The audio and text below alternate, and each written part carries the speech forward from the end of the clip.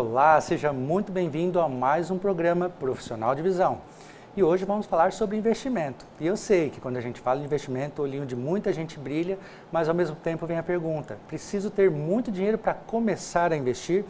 Foi por isso que nós trouxemos hoje um convidado especial que é especialista no assunto, Rodrigo Bordim, que vai responder algumas perguntas para a gente sobre esse assunto. Rodrigo, seja muito bem-vindo. E eu já começo te perguntando o seguinte: essa ideia de que precisa ter dinheiro para começar a investir, o que você me diz a respeito disso? Olá, tudo bom? Primeiramente, obrigado pelo convite, né? É um excelente trabalho que você faz, principalmente num assunto em que afeta toda a família brasileira, toda a família. Não precisa de muito dinheiro para começar a investir, né? Então eu falo que a partir de R$100 você já consegue ter boas aplicações, né? Com um nível alto de segurança e boas rentabilidades também.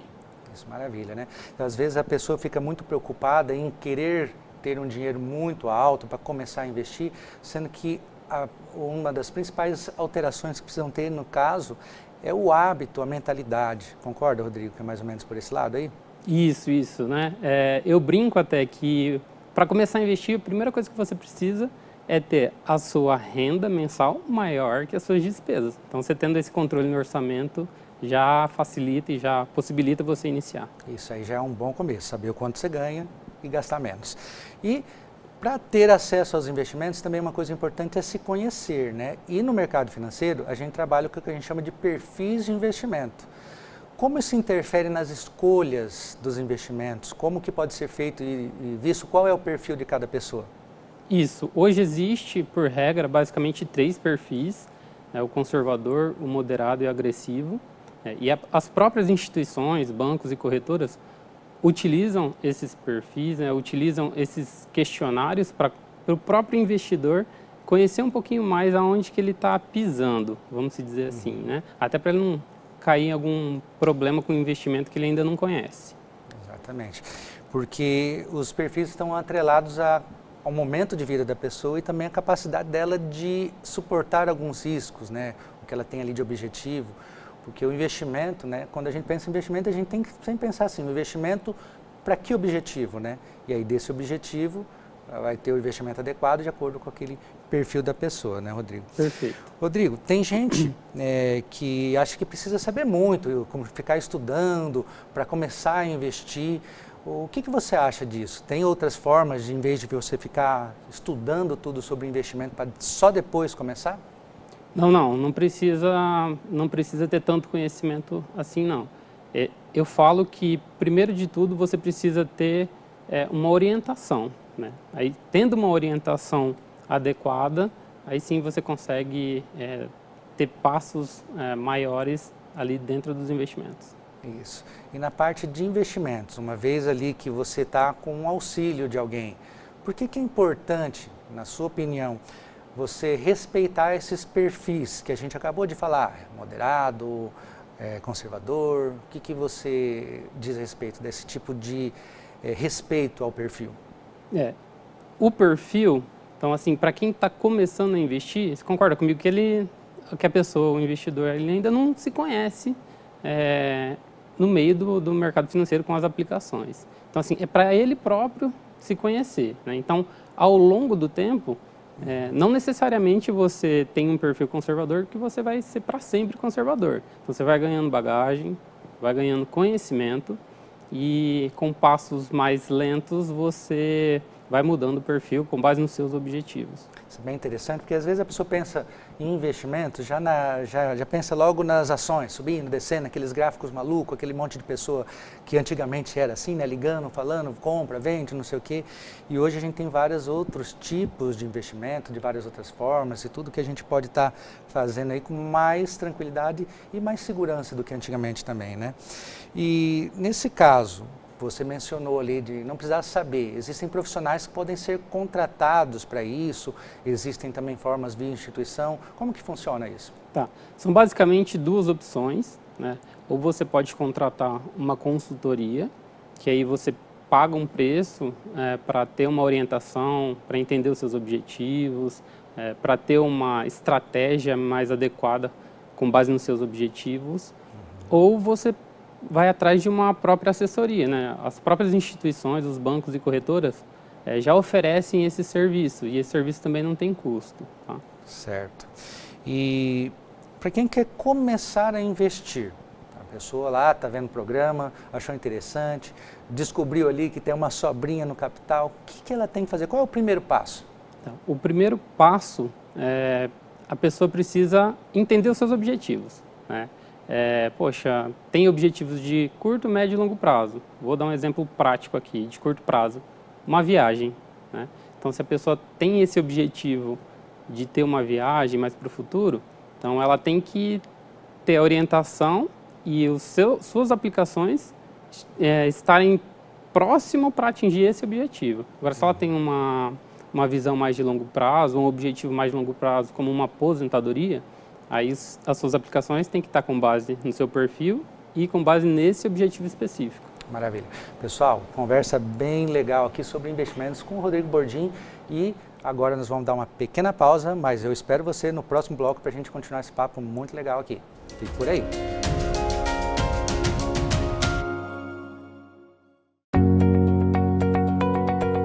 Você que pensa em fazer um investimento, precisa também protegê-lo.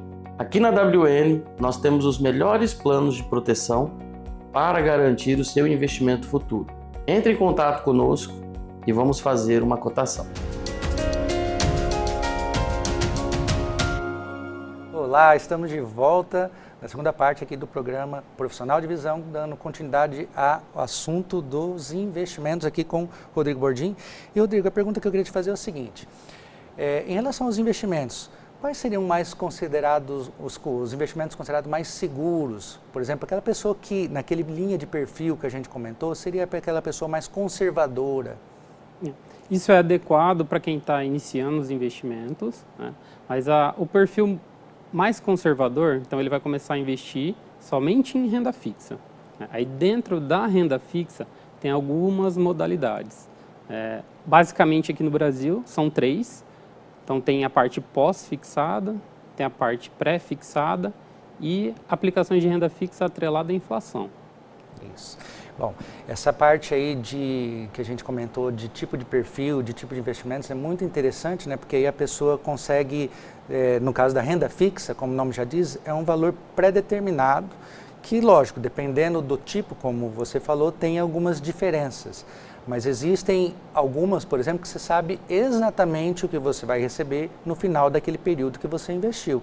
Então isso leva uma certa segurança, porque você vai sabendo conforme o investimento vai passando, né, Rodrigo? Isso. Rodrigo, e quais seriam os cuidados, na sua opinião, que uma pessoa que está começando, ou até aquela pessoa que já é mais experiente, que acha que já sabe de todos os investimentos, quais são os cuidados para elas não caírem em golpes? Uhum. Aqui tem 2 dicas bem simples e importantes. Uma delas é procurar a própria empresa, pesquisa lá no Reclame Aqui, para você ver como que é a nota do Reclame Aqui. Né?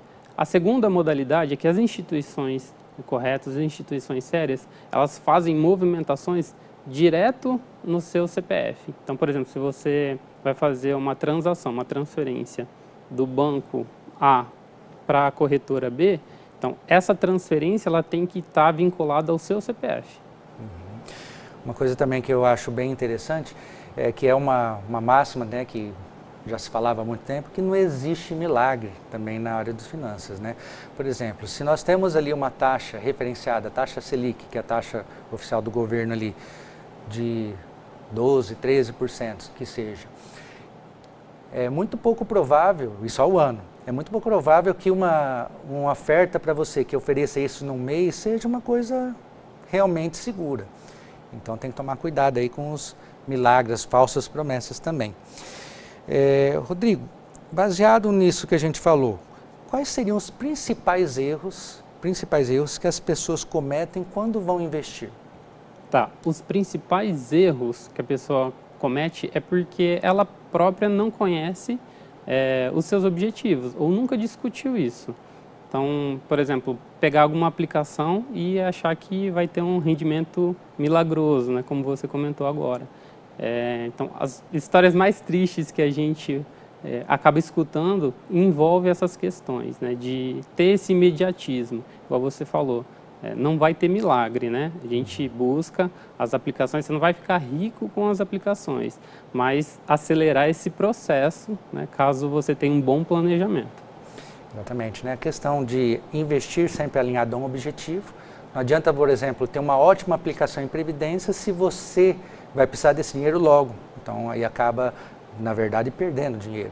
E também atrelado ao seu perfil para que você também não sofra durante esse trajeto até a construção dos seus sonhos, né, Rodrigo? Perfeito. Rodrigo, qual que é a importância, justamente nessa linha aí que a gente está conversando, de fazer aquele investimento de longo prazo ali? Por que isso é importante? A pessoa começar a pensar a longo prazo, isso na relação investimento a gente sabe a questão dos juros compostos, né? Mas também sabendo diferenciar os investimentos de curto e de longo prazo. Exatamente, olhando para os objetivos. Então, se a gente tem um objetivo de mais curto prazo, você tem que pensar nas aplicações com maior liquidez. O que é maior liquidez? É você poder resgatar ou aplicar de forma rápida, né? Como uma reserva de emergência. Então, separar em algumas caixinhas, por exemplo, a reserva de emergência, a gente vai deixar em maior liquidez. Uma viagem, que é um objetivo de mais curto prazo, a gente separa em outra aplicação que também vai ter uma certa liquidez. Em um objetivo mais de longo prazo, como uma aposentadoria, uma aquisição de uma casa, um imóvel, já pensando em aplicações com rendimento maior, mantendo o nível de segurança. Mas você abre mão da liquidez. Maravilha, Rodrigo. Nessa parte aí de liquidez, né, bastante gente, e você citou agora há pouco, pensa primeiramente na parte de investimento na reserva de emergência, porque eu acredito que seja realmente muito importante, né?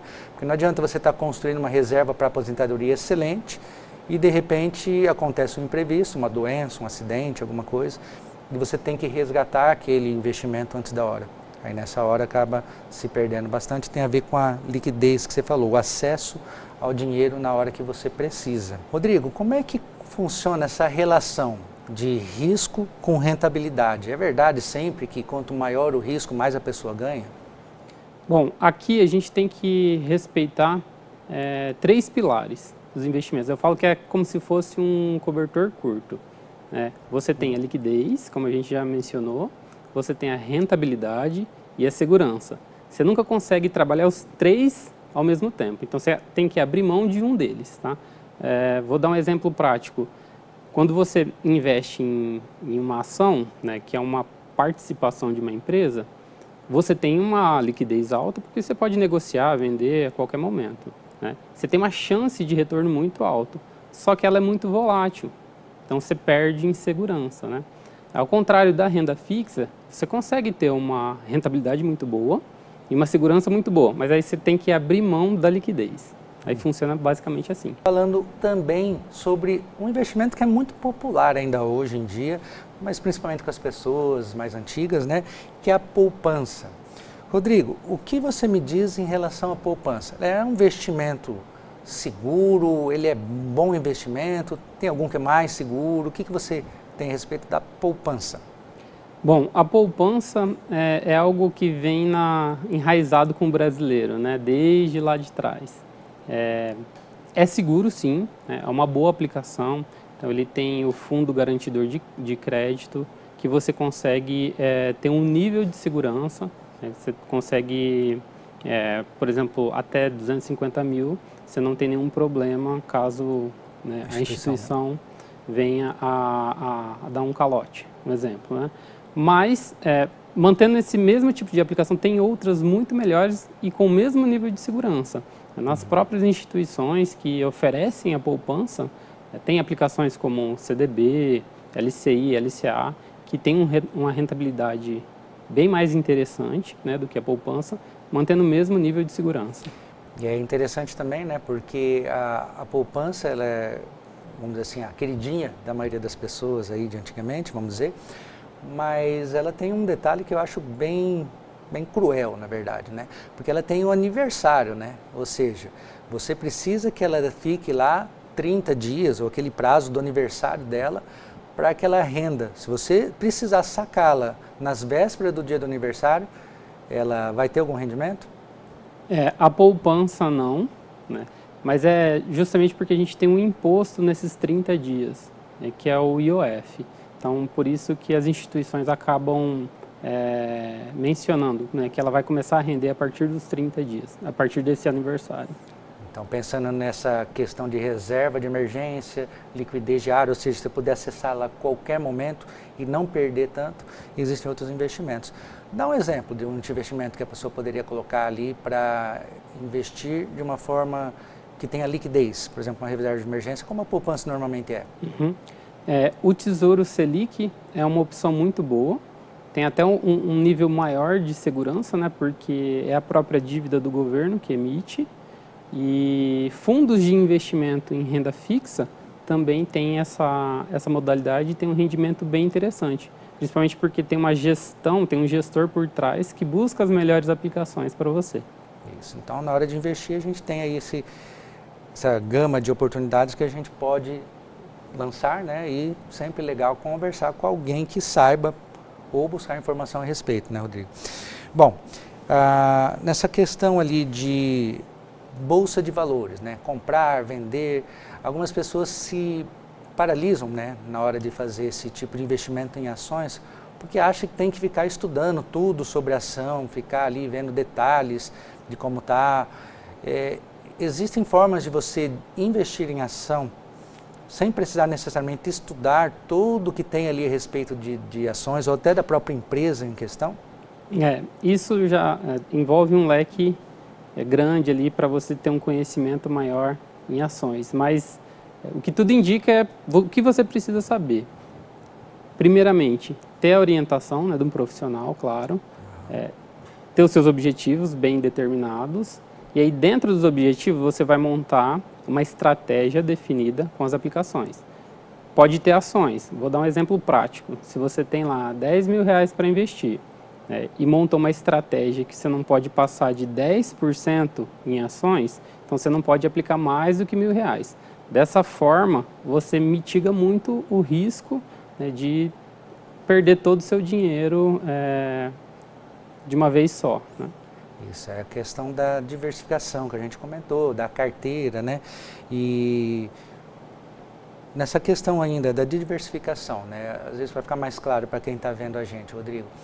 Dá um exemplo que poderia, por exemplo, acontecer, né? Vamos supor que uma pessoa que invista em ações ali, ela não se diversifica, um exemplo de repente até que você saiba que aconteceu, que a pessoa pode perder boa parte ou total do seu investimento.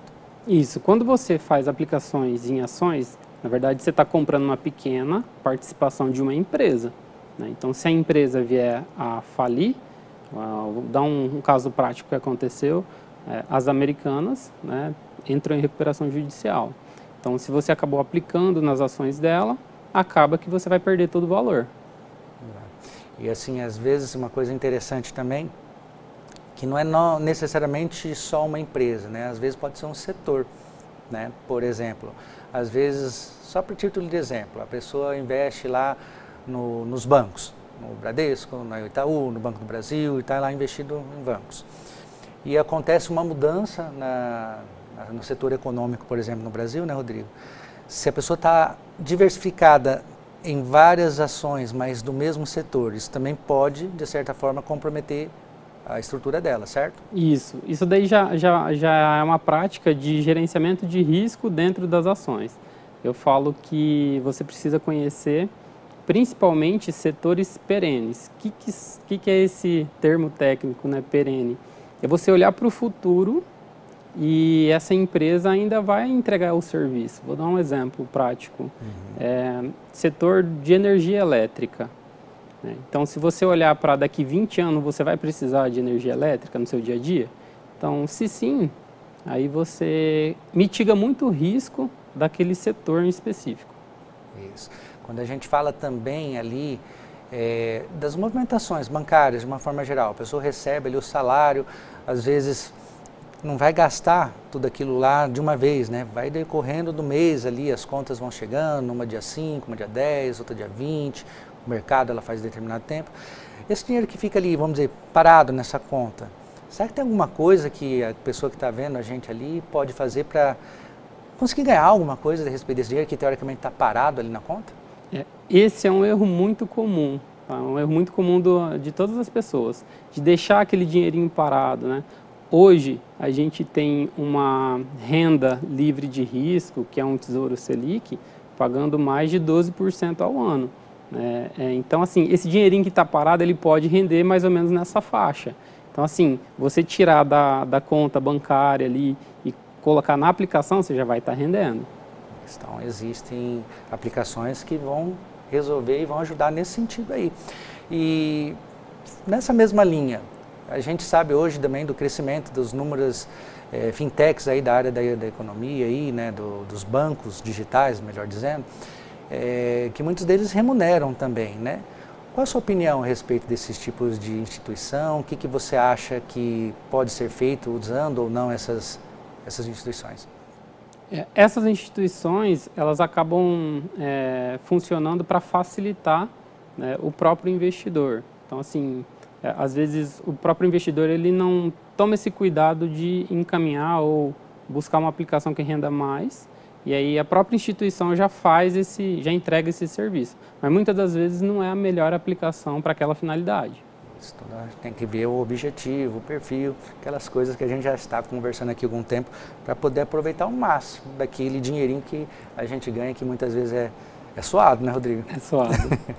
Bom, nessa questão ali de linha de investimentos, que a gente tem falado tanto e tal, quando a gente fala em perfil, a gente faz a divisão dos tipos de investimento, né, de acordo com cada perfil. Isso tem um nome, chama de portfólio, carteira, a gente pode dizer dessa forma, né? O que muda mais nessa questão ali, na sua opinião, de uma pessoa que tem uma carteira mais conservadora para uma que tem uma mais agressiva, na hora de escolher esses produtos? Existe uma forma de se fazer isso automaticamente? É feito através de um estudo? Como é que funciona? Bom, é tudo feito com base, né, na entrevista que você faz, né, com quem vai te dar a orientação. Primeiro de tudo, de novo, né, a gente precisa saber o objetivo principal. E aí são basicamente 5 classes de investimento. Então tem renda fixa, tem renda variável, tem investimento internacional, tem alternativo e multimercado. Então, eu falo que a gente consegue trabalhar essas 5.